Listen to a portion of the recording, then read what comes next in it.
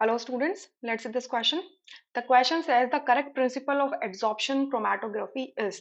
यहाँ पर आपको करेक्ट प्रिंसिपल पूछा है किसका? एड्सॉर्प्शन क्रोमेटोग्राफी का। तो क्रोमेटोग्राफी एक मॉडर्न टेक्निक है जिसके अंदर आप मिक्सचर्स को सेपरेट आउट कर सकते हो उसके कॉन्स्टिट्यूएंट्स में, या प्यूरिफाई कर सकते हो किसी इम्प्योर सब्सटेंस को, या फिर किसी प्योर सब्सटेंस की प्योरिटी को भी चेक कर सकते हो। क्लियर? तो अब इस क्रोमेटोग्राफी में काफी सारे टेक्निक्स होते हैं, और ये जो क्लासिफिकेशन है ये काफी लेवल्स पे क्लासिफाई कर सकते हो। तो मेजरली अगर हम बात कर लें कि अगर जो भी प्रिंसिपल इन्वॉल्व है, अगर प्रिंसिपल के बेसिस पे अगर देखें तो क्रोमेटोग्राफी को दो पार्ट्स में डिवाइड किया गया है। ठीक है? On the basis of principle, on the principle, based on the principle, ऐसे कर लेते हैं। ठीक है, दो पार्ट्स में डिवाइडेड है। पहला आपका होता है एड्सॉर्प्शन क्रोमेटोग्राफी, एडजॉर्प्शन। ठीक है, और दूसरा होता है आपका पार्टीशन, पार्टीशन, पार्टीशन क्रोमेटोग्राफी। ठीक है, तो अब ये जो दोनों क्रोमेटोग्राफी है, याद रखिएगा ये प्रिंसिपल के बेसिस पे है। तो यहाँ पर हमसे एड्सॉर्प्शन क्रोमेटोग्राफी का नाम पूछा गया है। सो एड्सॉर्प्शन क्रोमेटोग्राफी इस फैक्ट पे बेस्ड है कि different compounds are absorbed on an adsorbent to different degrees. मतलब आपने क्या किया, ये याद रखिएगा, क्रोमेटोग्राफी में हमेशा एक स्टेशनरी फेज होगा, एक मोबाइल फेज होगा।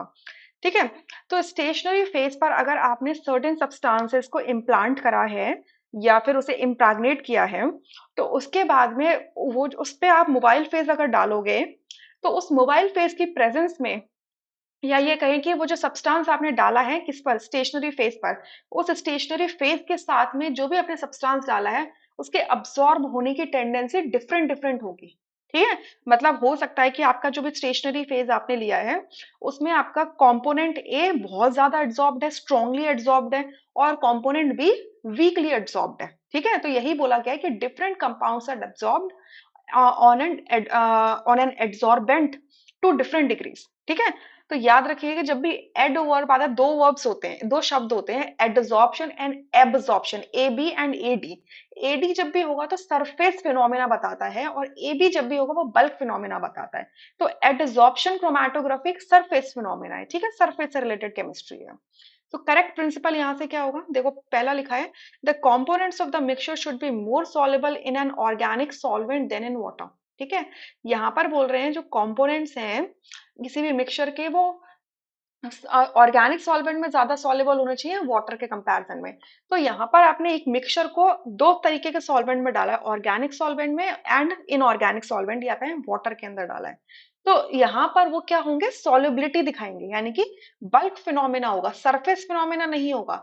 एडसॉर्प्शन जब भी होगा ये हमेशा क्या होगा, सरफेस फिनोमेना होगा। ठीक है, तो ये तो गलत प्रिंसिपल है। क्लियर?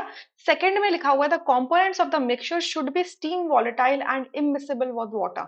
सो अगेन अगर आपने क्या लिया, वाटर एज अ सॉल्वेंट लिया है, और उस सॉल्वेंट के अंदर आपके जो भी मिक्सचर के कंपोनेंट्स है वो इमिसिबल होने चाहिए, वाटर के अंदर वो मिक्स नहीं होंगे। ठीक है, और वो कैसे होने चाहिए, स्टीम वॉलेटाइल। स्टीम वॉलेटाइल मतलब वाटर का जब हमने वेपर फेज लिया है तो उसमें जो एनर्जी प्रेजेंट है, उस एनर्जी की वजह से आपके components of the mixture volatile हो जाते हैं, मतलब अपने वेपर फेज में आ जाते हैं। ठीक है, सो अगेन यहाँ पर भी सरफेस फिनोमिना नहीं है, बल्क सॉलिबिलिटी की बात आ रही है यहाँ पर। ठीक है, तो सेकंड ऑप्शन गलत हो गया।